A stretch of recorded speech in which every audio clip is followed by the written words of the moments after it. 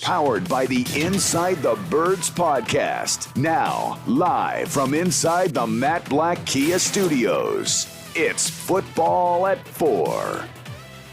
Football at 4 is powered by the Inside the Birds podcast, and it is brought to you locally by Caesars Entertainment Group of Atlantic City. Come experience the ultimate sports destination all season long at Wild Wild West, Tropicana Harrah's Resort Atlantic City. Book your game day experience at Caesars.com. Andrew DiCecco from InsideTheBirds.com is here as we take a look at the Eagles and the Raiders as they get ready to play on Sunday at 4 o'clock right here on 97.3 ESPN. Thursday Night Football tonight. Don't forget, the coverage starts at 8 o'clock. And, Andrew, I did radio last night in Vegas, and I will say this. They think the Eagles are a better 2-4 team than their record would indicate. In other words, I don't know that they watched last season maybe. Where would you kind of put them in the pantheon? Is this a good team, an average team, a bad team right now? When you look at this team 6 games in, I was surprised when they said, well, you know, in other words, they're kind of nervous about this game on Sunday. So how do you kind of characterize where this franchise is 6 games into the season? Well, I can understand why they would be a little hesitant to give the Raiders the edge here this week, because the Eagles obviously do have some explosive players in Devontae Smith, Quez Watkins. They have Dallas Goedert coming back. They have a strong offensive line. They're strong in the trenches on the other side of the football, and they have a veteran secondary. So they do have some competent pieces to work around and that will keep you in the game against teams that aren't necessarily like the Chiefs or on the upper echelon of the NFL. The Eagles have enough talent there to sort of be competitive in most games. If the play calling improves, if they're able to do that and make those improvements over that extended period of 10 days that they had to get ready for this game, I think that they're going to be competitive. And I actually do think that they have a strong chance to win this game in a narrow victory. Yeah, so let's start with some of the pluses for Philadelphia in this game. We know the Raider offensive line is an issue for them. Is it enough of an issue to kind of balance out the fact that Waller's a problem, Jacobs in the running game should be a problem, Ruggs is a guy that can stretch the field? Is their offensive line kind of an equalizer? Their offensive line is an equalizer, and also Derek Carr historically has been a quarterback who has been up and down, and when you're able to apply pressure on a quarterback like him, much like you saw with Sam Darnold, they tend to look a lot different, and they're not as comfortable, and they're getting off their spot. Their timing's off because he's not necessarily a mobile guy. So if you're able to sort of get him rattled early, that's when you start to see the sort of flip in the Eagles' favor, and you get Jalen Hurts in the running game going. I think Jalen Hurts, they need to get him on the move and utilizing his legs a lot earlier than they have, instead of asking him to do that in the fourth quarter when the game has already been decided. I think that they have I think they match up quite well with this team. So, yeah, it would be interesting to see. And I do think that the offensive line is the equalizer. Yeah, and obviously, Waller, let's get your thoughts on that and what kind of impact he could have in this game and, what Jonathan Gannon can do because, he's an interesting guy in the amount of targets that they try to get him. I mean, there's some games you'll get 15 targets in a night. They'll try to center the whole offense around Waller. And I would imagine if they watched last week's game, with Alex Singleton on the field, and if you're going to play Davion Taylor more snaps, that could be some trouble, and Waller could be a big beneficiary here. Oh, yeah, if you remember a couple of days ago, Darren Waller was a former wide receiver in college and was an undrafted free agent wide receiver in training camp with the Baltimore Ravens. And he obviously has wide receiver tendencies, and he's someone who can be moved all around formations. He can win against corners. He can win against linebackers and safeties. He's very difficult to cover, and you can only hope to contain him. You're not going to necessarily shut him out completely, but he's someone that I would obviously try to find a way to neutralize if possible. And if you're going to get beat, you want to get beat by the Hunter Renfrows who are going to, it's like a Greg Ward. They're going to get 10, 11, 12 yards at a time. Brian Edwards is a player who has not really made the impact that I thought that he would. I was playing opposite Henry Ruggs. I think Henry Ruggs is going to be a player that has the ability to break the game wide open. Obviously, Darius Slay will probably draw that assignment. And the Eagles have the have the benefit of having a Devontae Smith on their team who has played with Henry Ruggs, so he can sort of key them in on some of his tendencies and the strengths and weaknesses and things of that nature. Yeah, and, the running game, too. Josh Jacobs, and now with the new coach in here, with John Gruden out, we saw some more of Kenyon Drake, and you wonder what the identity of the Raiders was under John Gruden, and has that taken a little bit of a shift? Are they trying to stay down the same path? What are some of the little differences maybe with the new coach? Well, it's hard to say because we only have one game to base it off of, right? I think you're going to see a heavy dose of Josh Jacobs, which, I mean, you would think that would be a given the Eagles' deficiencies against the run. And, I mean, Josh Jacobs has scored touchdowns the past 2 weeks. I think that he's going to find the end zone again this week. And I do think that they're going to be continue to be a balanced attack.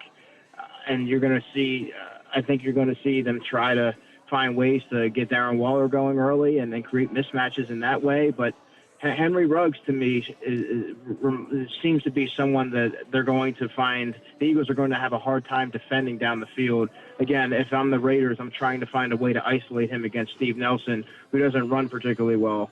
So they have a lot of pieces, and I think it's going to be a balanced attack under this new head coach. And the Eagles are going to have to be ready, and they've had a long time to prepare for this. Yeah, Andrew DiCecco, Football at 4, Eagles and Raiders. One of the questions the host asked me last night was about the Eagles secondary with Slay and Nelson. And a couple of weeks ago when the Eagles had success is when they had Slay kind of move around with DJ Moore. Is this another week where we could see Slay? Do the Raiders with Ruggs, I mean, would he be the guy, or do you think their receiving core, merits somebody getting followed? I think I would put Darius Slay on Henry Ruggs. Henry Ruggs has shown this season that he can impact the game down the field, and that tends to shift momentum when you get these big chunk plays, and you can't allow that. Let the Raiders march, have these methodical drives, because eventually Derek Carr has shown that he will be someone who will turn the football over, just like Sam Darnold. I keep going back to that because I think that if you're able to keep the Raiders out of those big play situations where they're able to gouge the Eagles and march down the field that way, I think that you have the script would sort of favor the Eagles, because I think if you can apply pressure on Derek Carr, you got a chance. And I mean, you can steal a win down there in Vegas. Yeah, I know. People look at the fact that the Raiders are 4-2. They're coming off an impressive win last week, and this game is on the road. So can Philadelphia go out there and steal another road win? That would be their third road win of the season already here, which for a team that's 2-4 and out of the playoff mix, that would be pretty interesting. So let me ask you, Nick Sirianni talks about the RPO and how that's the run game, and that's the thing. When you watch the offense and he's saying that, does that suggest to you that A, he doesn't trust the running backs or his running game, or B, that he doesn't really have a running game? Like, which one is it? I think it would be option B. I think he just doesn't have a running game but that's self-inflicted. You don't have a running game because you have not tried to establish it. You haven't given it an opportunity to thrive. You have two running backs that complement each other well in Sanders and Kenny Gainwell. Their average per carry is hovering right around the 5-yard mark. Obviously, they don't have a large sample size. The two running backs have combined for 78 carries for 370 yards this season.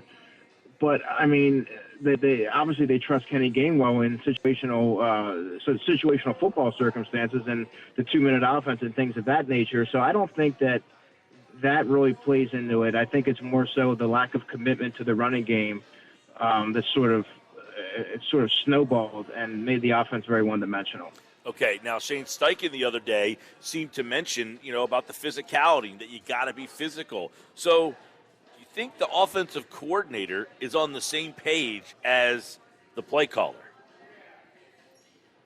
Well, it doesn't seem to be that way. And you know what? They've all said the right things, Mike. They lauded Dallas Goedert and praised him for all the different traits that he has. I mean, we all know that. They know that, but they have not.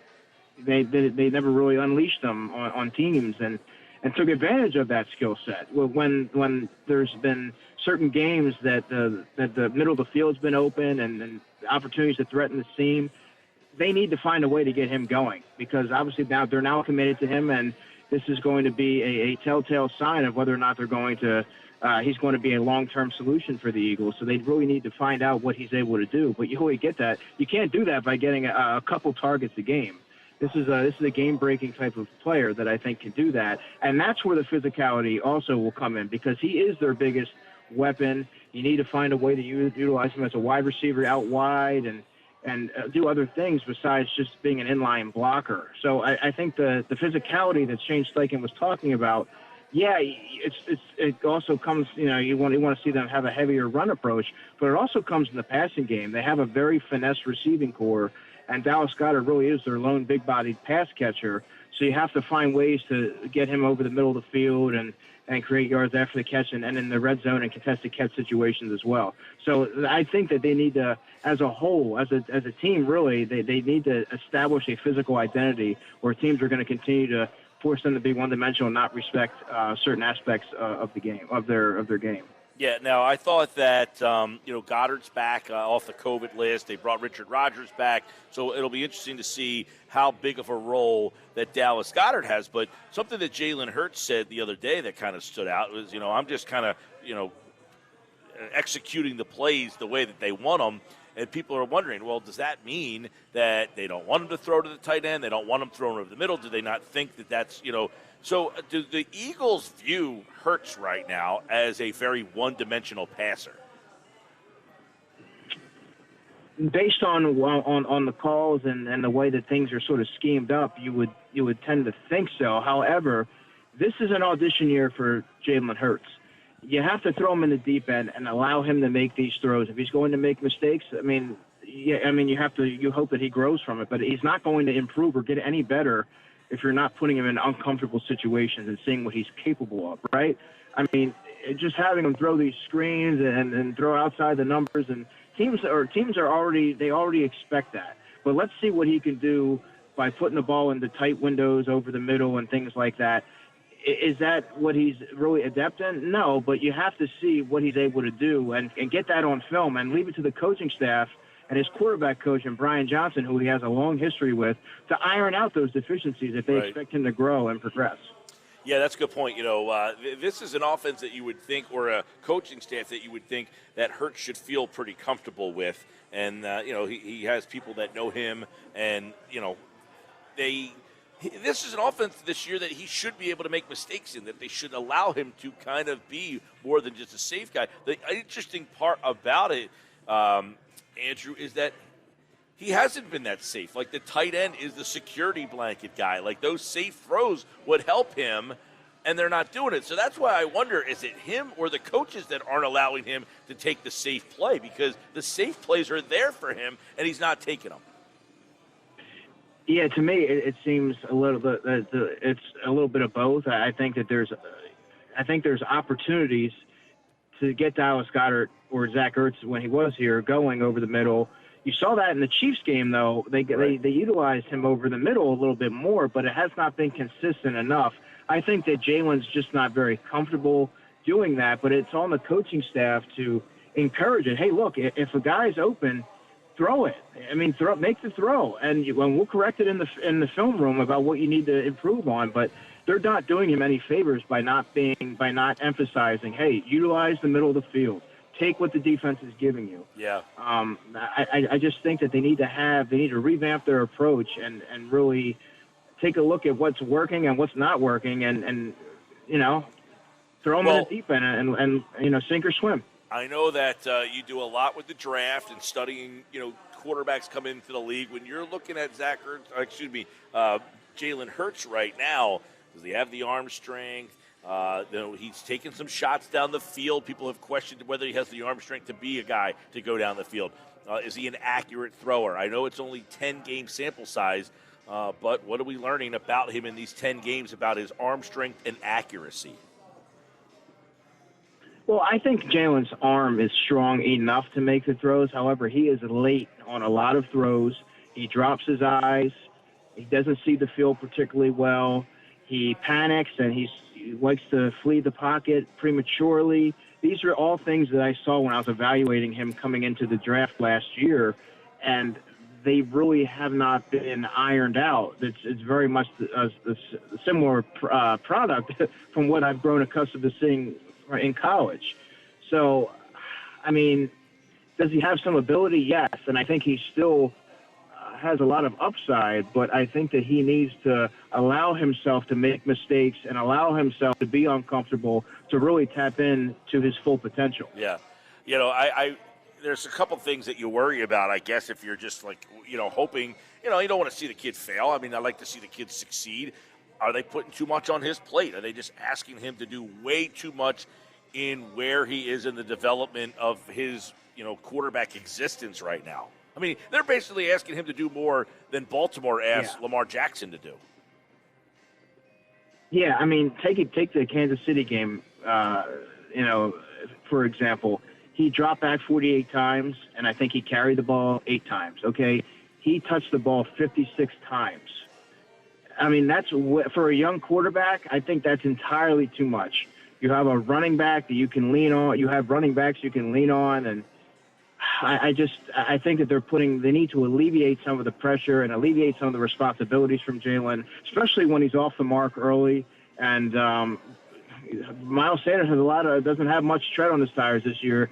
So, don't be afraid to hand it to him. I mean, I think they need to run the ball at least 20 times this week to, just to add a physical element and settle the quarterback in and get back to the fundamental football and the roots of what makes offenses so successful, and that's a balanced attack.